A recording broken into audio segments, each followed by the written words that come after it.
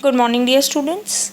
Hope that you are all are studying at home and are fit and fine. Today, we are back with another video of worksheet 14 SST class 10th civics. Power sharing.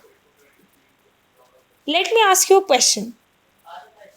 What are the neighboring countries of India that cross your mind? जी हाँ, आप सही सोच रहे हैं. Sri Lanka. Sri Lanka is an island nation just a few kilometers off the southern coast of India. Just like India, it has a diverse population. Here, we have been given ethnic composition of Sri Lanka in percentage. Sri Lanka में majorly 3 groups हैं. Sinhala speakers जो 74% है, Tamil speakers जो 2 groups में divided है, Sri Lankan Tamils और Indian Tamils. वो total comprise करती हैं 12.3% और रेस्ट 9.3% मुस्लिम्स हैं. चलो, let me ask you another question. In which year India got independent? सोचो सोचो, याद आएगा? जी हाँ, आप लोग बिल्कुल सही सोच रहे हैं. 1947 में. श्रीलंका को भी इंडिपेंडेंस 1948 में मिला था, यानी इंडिया के 1 साल बाद. जब इंडिपेंडेंस मिला तो हुआ यूं. The leaders of the Sinhala community, उन्होंने सिन्हाला की सुपरमेसी को, सिन्हाला जो एक लैंग्वेज है, उसकी सुपरमेसी को एस्टैब्लिश करने के लिए कुछ मेजर दिए जिन्हें हम कहते हैं मेजॉरिटेरियन मेजर्स. इसको 1956 एक्ट के अंडर पढ़ा जाता है. इसके 3 फीचर्स हैं.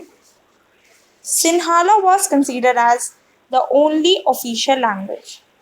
Thus, Tamil language was disregarded. Second point, state protection of Buddhism. क्योंकि हमें पता है कि सिन्हाला स्पीकर जो थे वो बहुत ज़्यादा बुद्धिज़्म फॉलो करते थे, इसीलिए उन्होंने क्या करा? Protection of Buddhism. Third point, Sinhala applicants were preferred for jobs. Government jobs उन्हें ज़्यादा प्रेफरेंस दी जाती थी गवर्नमेंट जॉब्स में और यूनिवर्सिटी पोजीशंस में. इन सब मेजर्स से ग्रेजुअली एक फीलिंग बन गई थी श्रीलंकन तमिल्स में, जो उन्हें एलियनेट कर रही थी सिन्हाला एप्लीकेंट से, सिन्हाला पीपल से, सिन्हाला कम्युनिटी से. इसका एक एग्जाम्पल जो हम देख सकते हैं हमारी क्लास में, जब हमारी टीचर किसी एक बच्चे को प्रेफरेंस देती है तो जो दूसरा बच्चा होता है उसे अच्छा नहीं लगता, उसे लगता है कि इसको प्रेफरेंस क्यों मिल रही है. वैसे ही श्रीलंकन तमिल्स को एक एलियनेशन की फीलिंग आने लगी थी. वो अपने आप को रिलेट नहीं कर पा रहे थे सिन्हाला स्पीकर से. इस डिस्ट्रस्ट की वजह से जो दो कम्युनिटीज़ में डेवलप हो गया था, सिविल वॉर की कंडीशन आ गई थी पूरी कंट्री में. सिविल वॉर क्या होता है? अ violent conflict between the opposing groups within a country that becomes so intense that it appears like war. जब कंट्री के अंदर सिटीजन्स आपस में ही लड़ने लग जाते हैं तो वो एक सिविल वॉर कहलाती है. मेजॉरिटेरियनिज्म क्या होता है? मेजॉरिटेरियनिज्म एक बिलीफ है कि मेजॉरिटी कम्युनिटी पूरी कंट्री पे रूल कर सकती है किसी भी तरीके से वो चाहे, जिससे कि माइनॉरिटी की विशेस या नीड्स दब जाए. Now let us discuss the question answers. Question number 1, what were the Tamils why were the Tamils in Sri Lanka having the feeling of alienation? तो हमने ये पढ़ा कि सिन्हाला स्पीकर्स ने सुप्रीमेसी डेवलप करने के लिए जो 3 फीचर्स निकाले थे, उनसे एलियनेशन की फीलिंग श्रीलंकन्स में आई थी. वो 3 फीचर्स क्या थे? Sinhala was considered as the only official language, thus Tamil language was disregarded.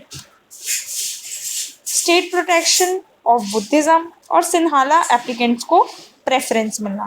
ये क्वेश्चन बहुत इंपॉर्टेंट है, अब इसको कृपया लिखें और याद कर लें।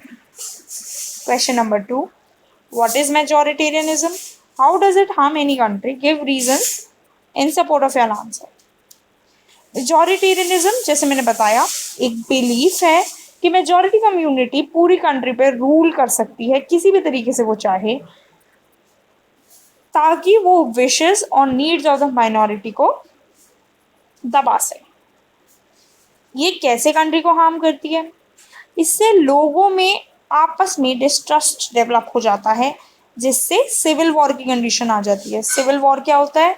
एक ही कंट्री के लोग, एक ही कंट्री के सिटीजन्स आपस में लड़ने लग जाएं और सिचुएशन इतनी बुरी हो जाए कि वो वॉर की तरह लगने लगे, वो होती है सिविल वॉर।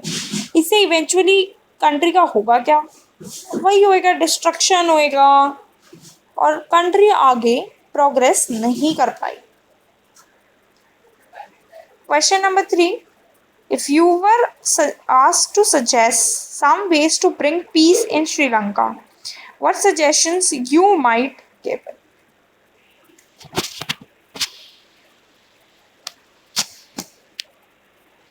किसी भी कंट्री में पीस लाने के लिए इक्वालिटी का होना बहुत ज़रूरी है।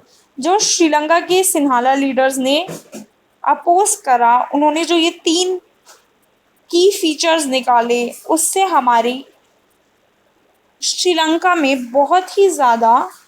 Question number 3, if you were asked to suggest some ways to bring peace in Sri Lanka, what suggestion you might have given? Basically problem कहाँ पे थी?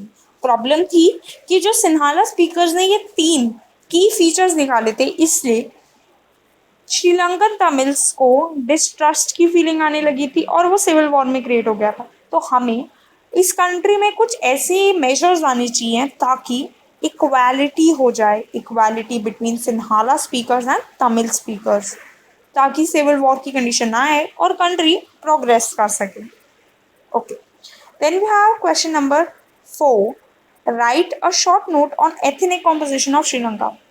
ये बहुत ही इंपॉर्टेंट क्वेश्चन है, ये 100% पेपर में आता ही है। Question number 1 and question number 4 आप इन्हें अच्छे से याद कर लें, बल्कि जो वर्कशीट में दे रखा है मैटर वो काफ़ी शॉर्ट और क्रिस्प है, जो एग्जाम के लिए बहुत इंपॉर्टेंट है।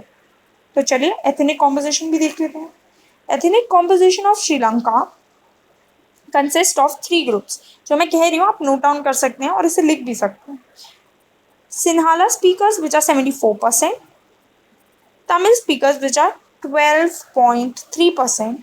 In the Tamil speakers there are 2 major groups, 11.1% Sri Lankan Tamil speakers and 1.2% Indian Tamil speakers, and the rest 9.3% are the Muslims. This is the ethnic composition of Sri Lanka. कोई भी doubt हो तो आप comment box में लिख सकते हैं कि मुझे ये डाउट है, I will explain it.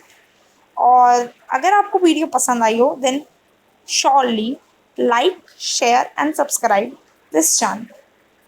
Thank you.